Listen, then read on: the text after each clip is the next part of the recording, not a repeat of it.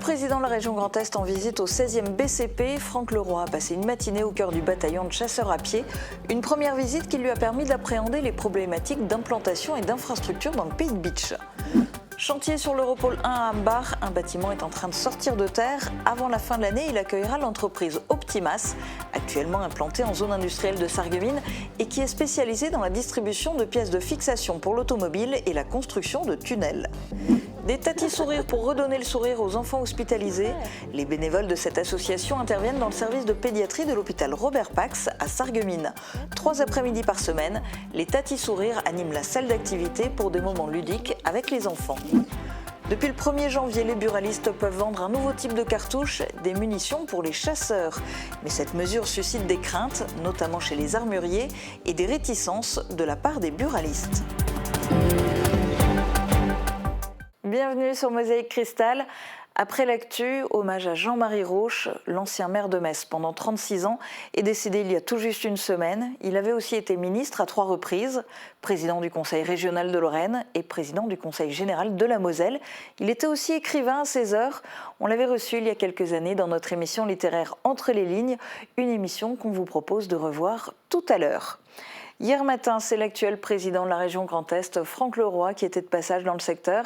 Il est allé à Bitche à la rencontre du 16e bataillon de chasseurs à pied.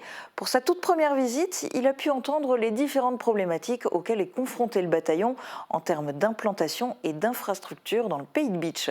Cette réunion de travail, à laquelle participait aussi le gouverneur militaire de Strasbourg, s'est suivie d'une démonstration d'équipement et de performance des militaires sur le terrain. Reportage d'Emilia Zell. Le discours que je me permets de tenir, c'est qu'en investissant des sous quelque part pour le bataillon, il y aura un retour sur investissement, des familles qui s'implantent, des jeunes qui restent, qui consomment. Un impact économique. Voilà, un impact économique. Un impact économique non sans conséquence pour le Bitcherland. Président de la région, élus et militaires étaient autour de la table pour discuter des problèmes de recrutement et d'attractivité du 16e BCP.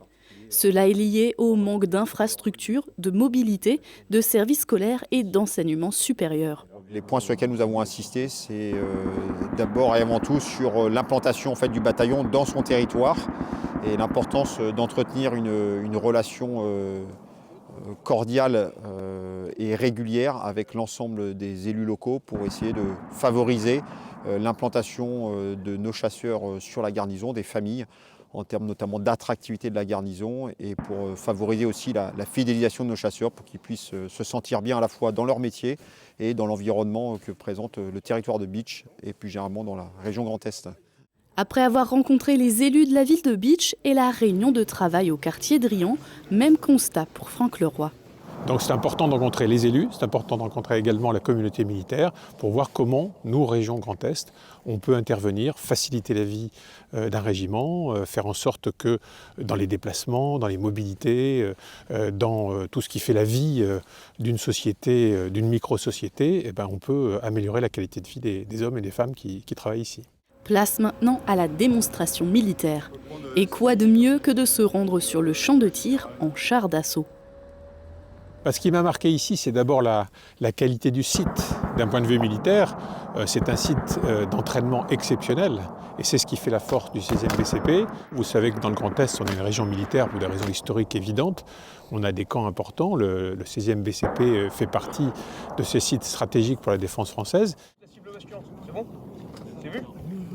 Ok. Allez messieurs, pour un tir de 5 cartouches au coup par coup sur vos cibles respectives, feu à votre initiative.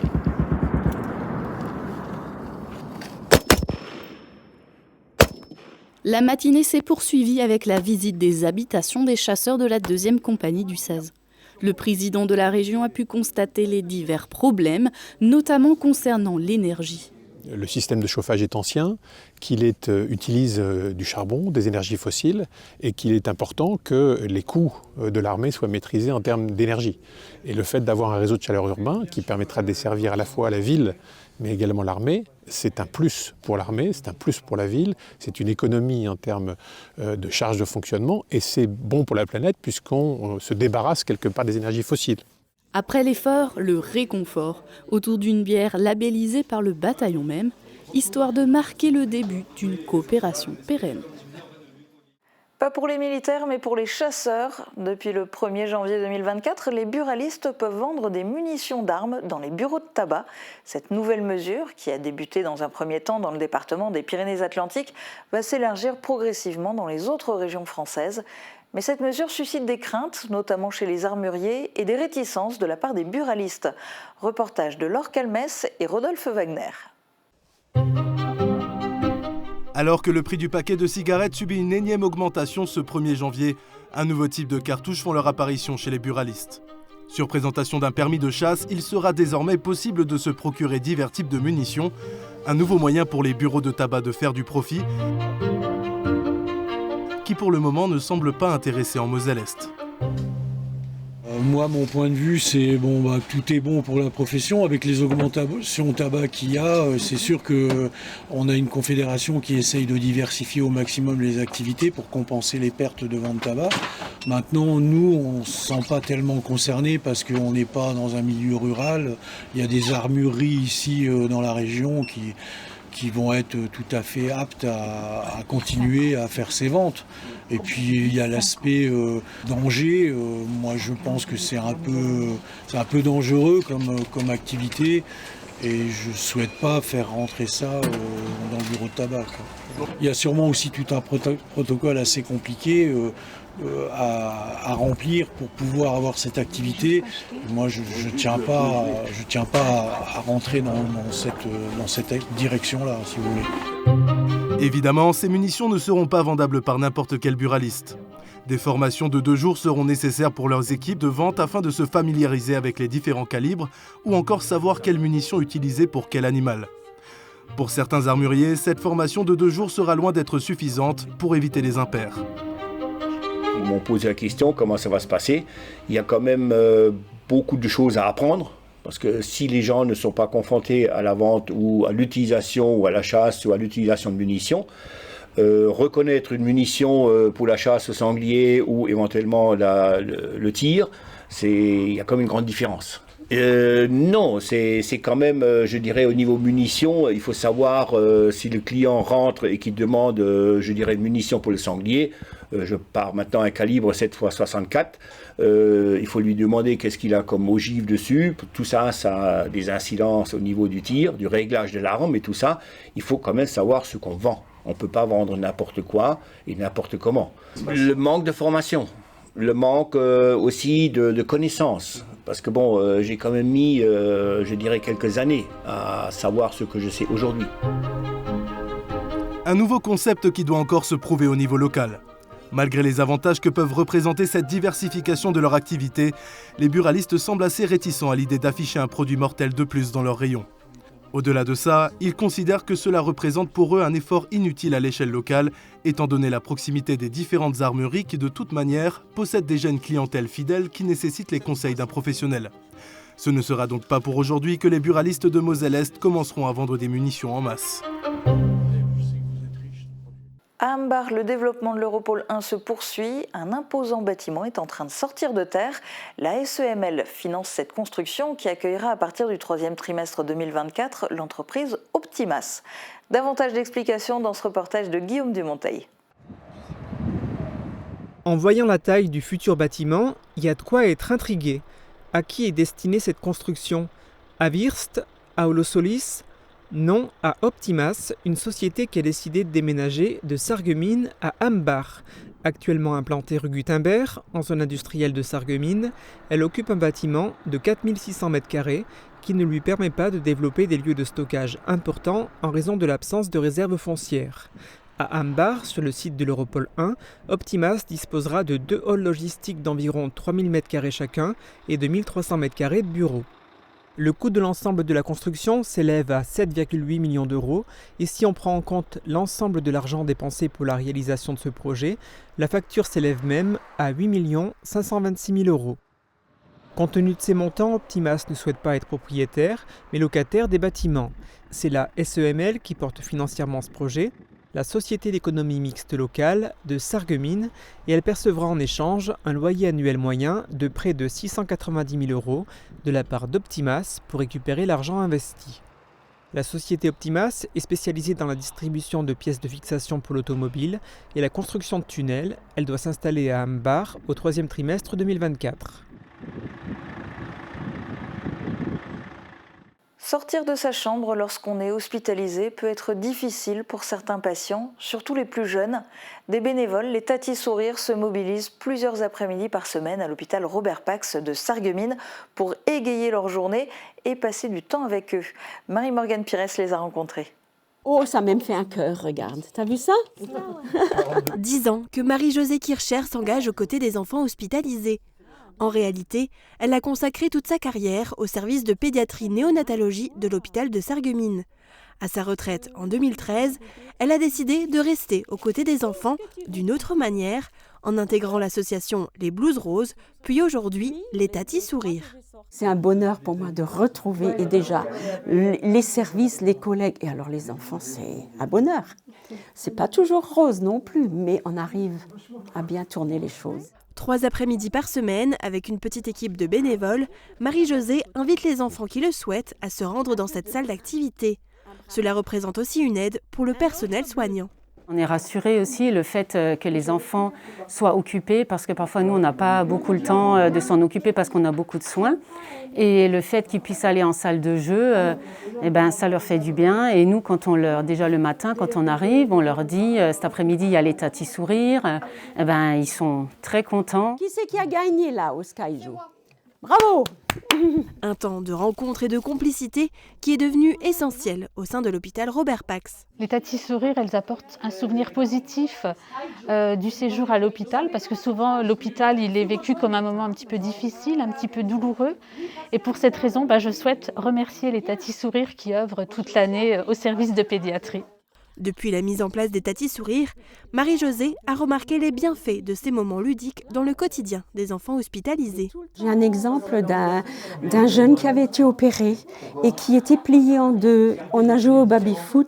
À la fin de la séance, le jeune il était droit dans ses bottes. Il était heureux. Et cette maman qui ne comprenait pas la métamorphose de son fils qui était transformé. Il n'avait plus mal, il n'avait plus rien du tout. Recroquevillé dans son lit, c'est sûr que ça reste toujours, la douleur est présente, alors que là, il l'avait oublié. Une parenthèse qui leur fait du bien dans la journée, mais aussi un moment privilégié où les enfants peuvent se confier sur leur quotidien. Chacune des Tatis Sourires signe une charte de discrétion et est tenue au secret médical. Tu vois ça? Les Tatis Sourires devraient accueillir plus de bénévoles prochainement, ce qui permettra d'être présente pour les enfants plus d'après-midi dans la semaine.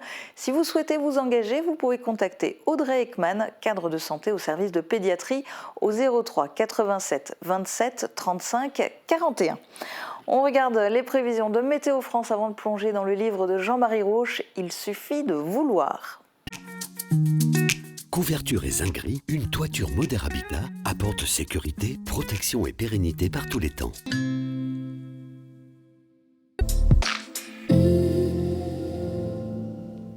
Bonjour tout le monde, on retrouve un ciel plus nuageux pour ce week-end, mais le temps restera sec. On pourra s'attendre à du brouillard en première partie de journée et les températures resteront sous la barre des 0 degrés. Demain nous fêtons les Yvettes et il fera jour de 8h22 à 16h58. Passez tous une belle journée et un excellent week-end.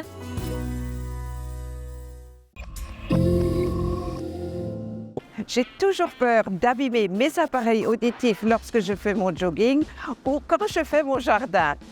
N'ayez crainte, notre nouvelle gamme de produits auditifs tout-terrain a été conçue pour résister aux chocs, aux rayures et à l'eau.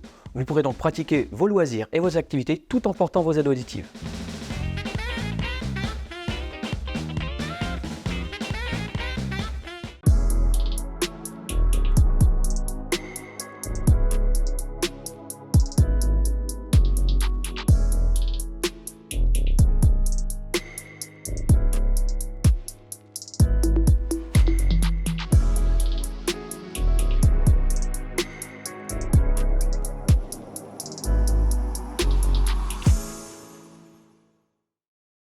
Votre toit présente des signes de vieillissement?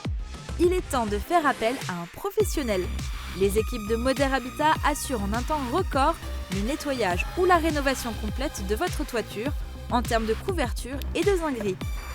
Une toiture Moder Habitat apporte sécurité, protection et sérénité par tous les temps.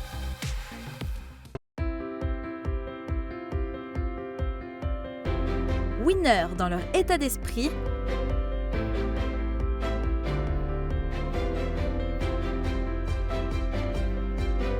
aguerris par leur expérience,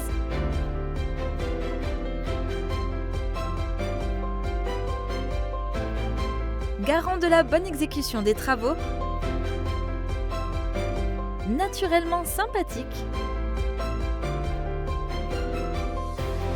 expert en environnement, réactif dans leur délai. Le groupe Wagner et ses enseignes WETP, CMIT et Alliance Coordination vous souhaitent de passer une très belle année 2024. Anticiper, c'est l'avenir. Mosaïque Cristal rend hommage à l'ancien maire de Metz. Voici notre ancienne émission littéraire Entre les lignes, dans laquelle Jean-Marie Roche était venu présenter son livre « Il suffit de vouloir ».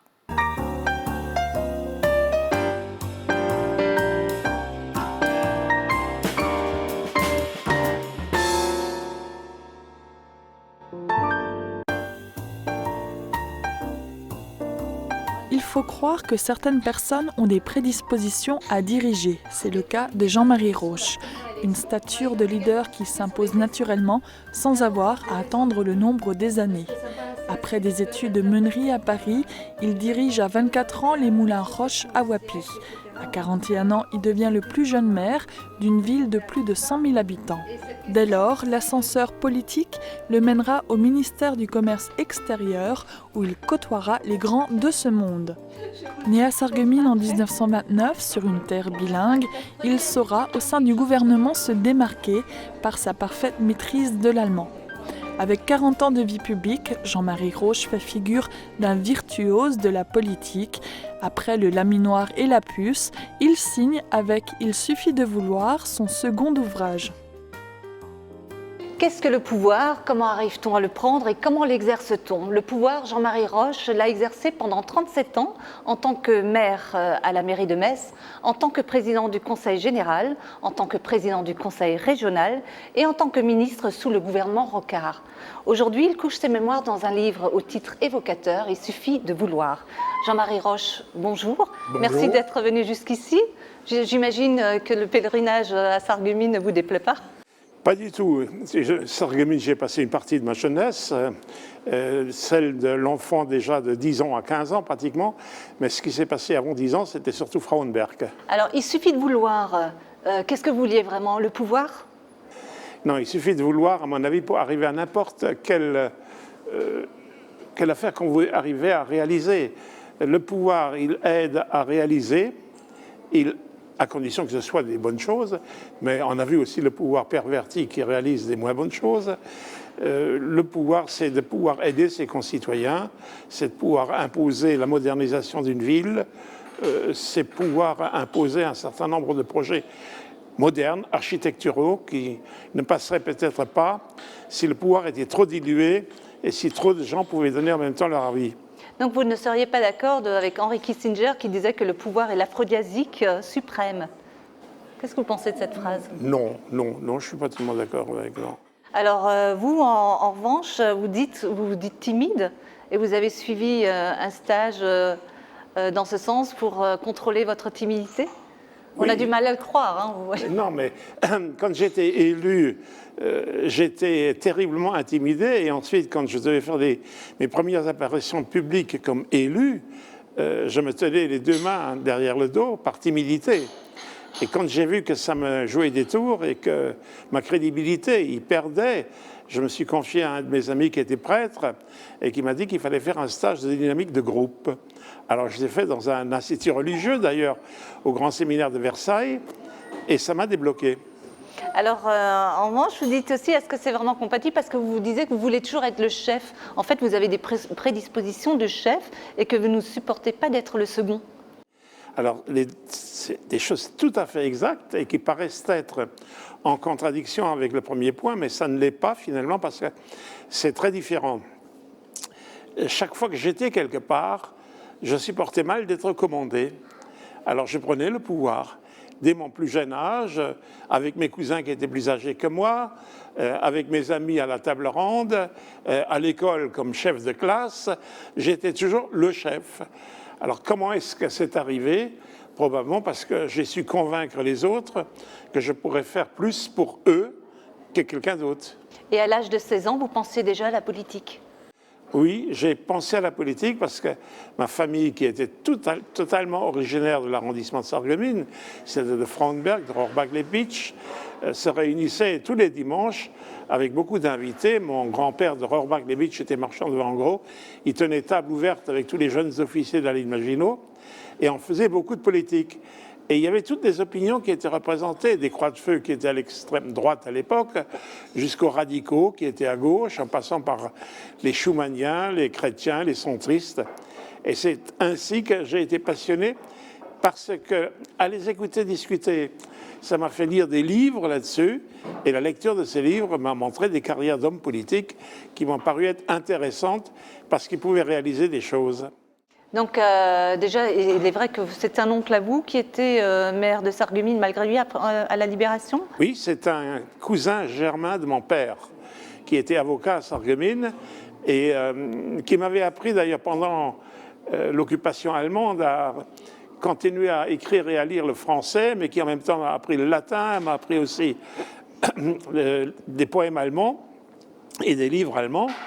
Et c'est lui, à la Libération, comme il était considéré comme un homme qui n'avait jamais coopéré avec les Allemands, il a été nommé par l'autorité française et les Américains maire de la Libération de Sarreguemines, et il est resté jusqu'aux élections, je crois, de 1947. Donc vous avez quand même bien baigné dans une ambiance politique dès votre plus jeune enfance? J'ai toujours vécu dans une ambiance politique. Mon père était maire de la Libération de Frauenberg, mon grand-père était maire de Frauenberg, mon grand-père maternel était quelque chose qu'on ne connaît plus aujourd'hui, conseiller d'arrondissement. J'avais toujours des gens politiques dans la famille. Alors, du meunier au ministre, que de chemin parcouru. Après le décès de Raymond Mondon, Jean-Marie Roche est élu maire de Metz en 1971 à l'âge de 41 ans. Il devient alors le plus jeune maire d'une ville de plus de 100 000 habitants. C'est le départ d'une brillante carrière politique, Jean-Marie Roche. C'est le départ d'une carrière dont je ne peux pas dire moi qu'elle était brillante, les autres et l'histoire en juger, mais c'est le départ d'une longue carrière politique, parce que l'élection à la mairie s'est faite en même temps que l'élection au conseil général, à quelques jours d'intervalle, car Raymond Mondon avait aussi été conseiller général. Alors je lui ai succédé dans les deux fonctions, j'étais élu dans les deux fonctions, et ensuite j'ai voulu devenir parlementaire. 3 ans après, je suis devenu sénateur. Ensuite au Sénat, je savais qu'il fallait se faire connaître. Alors je me suis intéressé aux technologies nouvelles, de la communication et de l'information.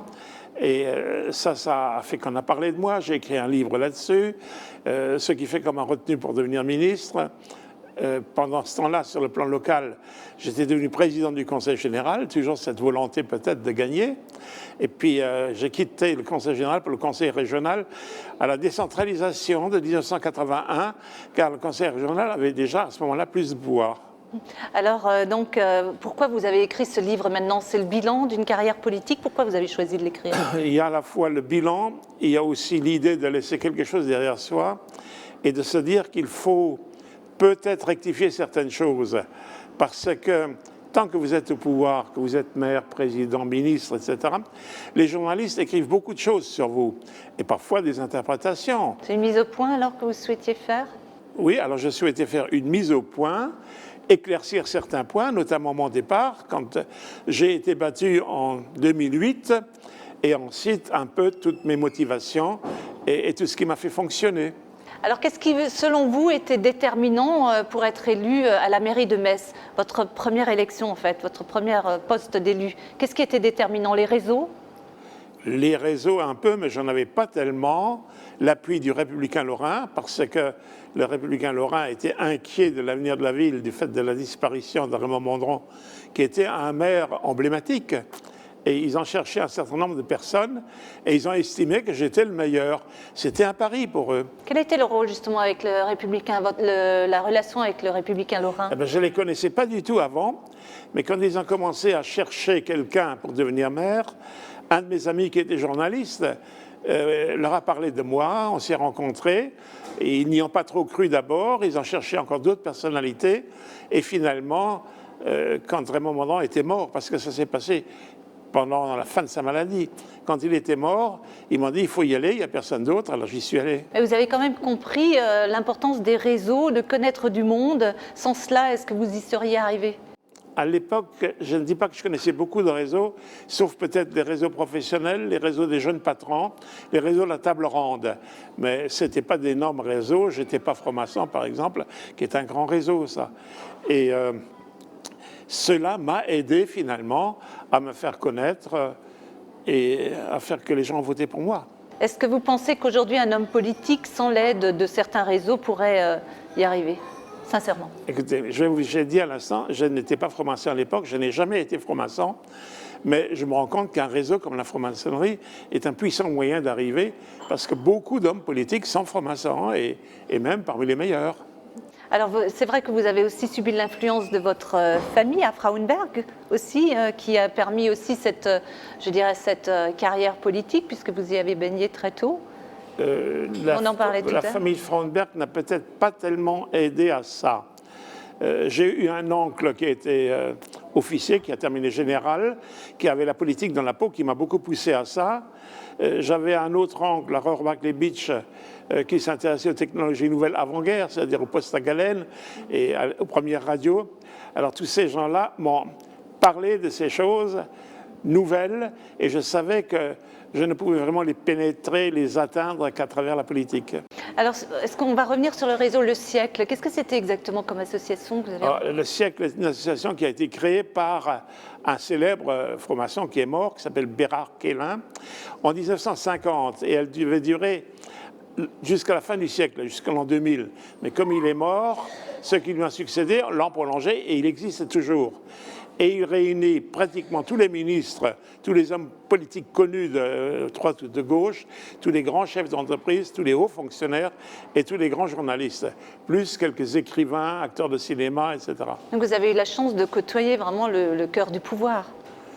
Je ne sais pas si on peut dire le cœur du pouvoir. Le cœur du pouvoir, c'est l'Élysée. Et j'y étais, évidemment, quand j'étais ministre pendant 4 ans et demi, j'allais tous les mercredis à l'Élysée.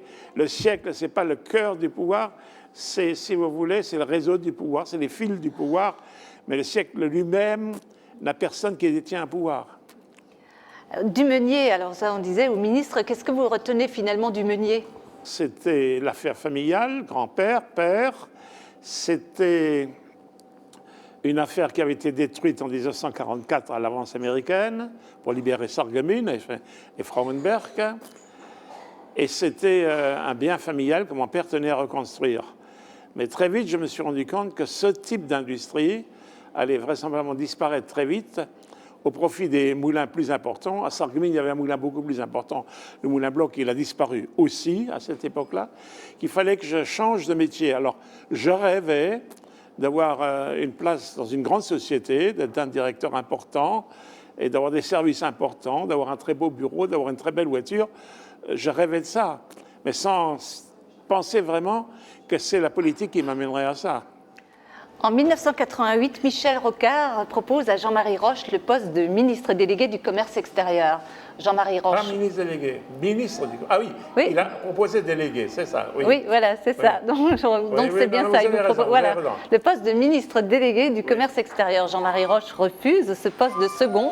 Il sera nommé ministre du commerce extérieur. Une nomination accueillie d'une façon mitigée par vos collègues du conseil municipal et qui laissera un goût amer dans le clan socialiste. Écoutez. Le lendemain, vendredi 1er juillet 1988, je suis rentrée à Metz car j'avais une réunion du conseil municipal le soir. L'accueil de mes collègues fut mitigé. La majorité d'entre eux me soutenaient et m'approuvaient. À la fin de ce conseil municipal, Daniel Delrez, élu sur la liste de gauche, s'est avancé au milieu de la salle avec une bouteille de champagne et un verre qu'il m'offrit après l'avoir rempli. Il en prit un autre lui-même et me dit « Je bois à vous, monsieur le ministre, et à la santé de tous les cocus de ce soir ». Jean Laurin siégeait au conseil municipal. Il n'a pas fait de remarques particulières, mais je sais que sa femme, en apprenant ma nomination, a déchiré sa carte de membre du Parti socialiste.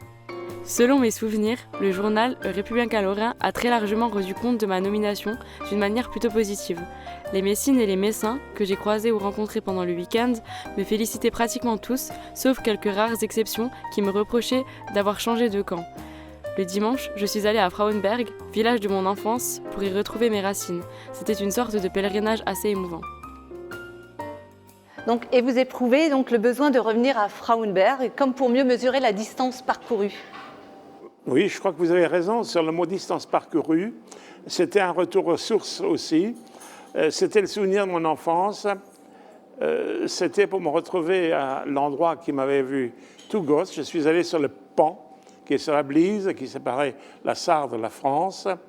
Et j'ai rencontré d'ailleurs une amie d'enfance qui avait à peu près mon âge aussi et que je n'avais pas vue depuis près de 50 ans. Ça m'a fait quelque chose. J'étais très ému de voir le château, l'usine d'électricité, les vestiges du vieux moulin, la maison familiale. Il y a des endroits que j'ai cherchés que je n'ai plus retrouvés parce qu'ils étaient peut-être détruits. Mais je crois que votre phrase de dire le chemin parcouru dit assez bien ce que je recherchais. Vous n'avez jamais eu la grosse tête, Jean-Marie Roche? Non, ça vous a pas? Si, j'ai certainement dû avoir la grosse tête, parce que quand on a des honneurs de ce type-là, on a parfois la grosse tête. Vous savez, quand vous êtes ministre, on déroule des tapis rouges devant vous, on vous donne des gardes-corps à droite et à gauche, on vous donne un chauffeur, un officier de police. Quand vous prenez l'avion, on vous passe dans des salons spéciaux, des embarquements particuliers, des premières classes en permanence. Alors ça doit quand même finalement se traduire dans votre intérieur par le fait de se dire « je suis quelqu'un ». Est-ce que ça nuit à la mission qui vous est donnée? Non, parce qu'on essaye de se maîtriser. Et je crois que si quelqu'un se laissait embarquer par ça, il ne resterait peut-être pas ministre très longtemps, quoi qu'on voit encore aujourd'hui des exemples contraires. Alors quel est votre regard sur les affaires Woerth, Bettencourt, MAM, DSK aujourd'hui? Je vais être très sévère, je crois que chaque époque que j'ai connue en politique, maintenant depuis 60 ans, a eu des affaires de ce type-là. Il y en a eu chez Giscard, il y en a eu chez Mitterrand, il y en a eu chez Chirac, il y en a également actuellement. C'est quelque chose de très regrettable. Je pense que les hommes politiques, parfois, ont envie de gagner plus d'argent parce qu'ils considèrent qu'ils commandent dans leurs fonctions à des chefs d'entreprise, à des réalisateurs, à des tas de gens qui gagnent beaucoup plus qu'eux et qui dépendent d'eux. Alors ils veulent peut-être compenser. C'est une tentation que je n'ai jamais eue de ma vie. Je ne regrette pas aujourd'hui, même si à certains moments, j'ai pu me dire que j'aurais peut-être pu en profiter, mais je suis très heureux de ne pas avoir cédé à cette tentation. Et qu'est-ce que vous retenez du gouvernement de cohabitation? Eh bien, pour moi, ça ne veut rien dire. Dans le gouvernement Sarkozy d'aujourd'hui, il y a aussi des anciens socialistes comme Besson et d'autres qui y sont. Je crois qu'il faut des passerelles entre la droite et la gauche en France. On ne va pas se faire la guerre. Et la cohabitation, c'est un groupe d'hommes ou de femmes passerelles. Et vous vous situez où finalement? À droite, gauche, on ne sait plus trop? Oh, moi, je crois que j'étais plutôt centriste, mais plutôt centre un peu gauche. Alors, aux élections régionales de 1992, Jean-Marie Roche et Gérard Longuet briguent tous deux le mandat du président de région. Le Front National occupe alors 7 sièges au sein du Conseil. Écoutez. En mars 1992, se tenaient des élections régionales. Étant le président sortant de la région Lorraine, je me suis évidemment présenté. J'avais une grande partie de la droite classique contre moi, c'est-à-dire les gaullistes et les indépendants giscardiens. En revanche, j'avais gardé pas mal d'amis au centre et qui étaient fédérés dans un parti politique que j'avais créé, l'URL, l'Union républicaine Lorraine. Cette union et la gauche étaient décidées à voter pour moi. Le vendredi matin, jour de l'élection du président, le premier et le deuxième tour ne nous avaient pas départagé Gérard Longuet et moi-même. À ce moment, et avant le troisième tour, Gérard Longuet, ne voulant pas être accusé de bénéficier éventuellement des 7 voix du Front National, a déclaré que s'il n'avait pas au moins 7 voix d'avance, il n'accepterait pas la présidence. Alors, il avait 2 voix de retard. Et il m'a accusé, moi, de bénéficier des voix du Front National. C'est quand même audacieux, sachant que Gérard Longuet a rédigé en 1972 le programme économique du Front National. Oui, mais comme ce n'était pas clair et que c'était un vote au bulletin secret, j'ai eu peur qu'il ait pu y avoir quand même une manipulation du Front National et que pendant toute ma vie, je pourrais traîner cette chose d'avoir été élu avec des voix du Front National. Alors j'ai suspendu la séance, je me suis donné 2 jours et j'ai démissionné. Aujourd'hui, quel est le regard que vous avez sur le parcours de Gérard Longuet? Gérard Longuet fait partie de ces hommes qui sont intelligents et brillants, mais qui ne comprennent pas qu'il puisse avoir un beau-frère milliardaire et lui-même pas gagner tellement d'argent. Alors il cherche des tas de petits moyens, des occupations, des présidences rémunératrices et autres pour essayer de s'enrichir un peu à travers la politique. Alors ça lui a valu pas mal de procès dans lesquels il a été relaxé, mais qui prouvent quand même qu'il avait des rapports avec l'argent qui étaient ambigus. Aujourd'hui, on voit que la ville de Metz a changé de visage. Vos 37 années en tant que maire de Metz, on voit que Metz a vraiment beaucoup changé. Donc, quelle est votre plus grande réalisation? Quelle est votre plus grande réussite? Je crois changer l'image de Metz et faire que cette ville soit autrement vue et autrement considérée en France, en Europe et dans le monde. Alors c'est passé par la restauration du Metz ancien, c'est passé par l'arrivée de la culture à Metz à travers l'orchestre philharmonique, à travers l'Arsenal, et c'est passé par la culture tout court, la restauration de l'ancien musée et la création du musée Pompidou. Vous avez des regrets sur le long de votre carrière politique, des grands regrets? Des grands regrets, non. On a parfois des petits regrets. J'aurais voulu sauver plus encore du Metz ancien au début de mon mandat, mais je n'y suis pas parvenu parce que les contraintes financières étaient trop grosses. Quel est votre regard aujourd'hui sur les hommes politiques, la façon dont on mène la politique aujourd'hui? Est-ce que ça a fondamentalement changé? La politique évolue toujours et elle change toujours. Et je dirais que les hommes politiques ont tendance à assimiler, à connaître et à maîtriser de plus en plus. Peut-être parce qu'il y a des moyens plus modernes, parce qu'il y a des remarquables cabinets qui les aident à se faire connaître du public et à communiquer. Est-ce qu'il y a encore un langage vrai, selon vous? Oui, il y a encore un langage vrai. Je pense, moi d'ailleurs, que le président de la République actuelle pratique un langage vrai, malgré que ça joue parfois contre lui.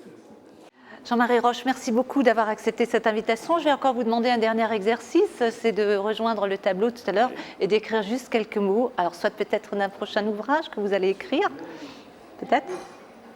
Oui, je vais écrire une phrase. En tout cas, votre ouvrage, on peut le trouver dans toutes les librairies. Donc, Jean-Marie Roche, il suffit de vouloir. C'est aux éditions Serpenoise. Voilà, je vous remercie d'avoir suivi cette émission. À très bientôt entre les lignes.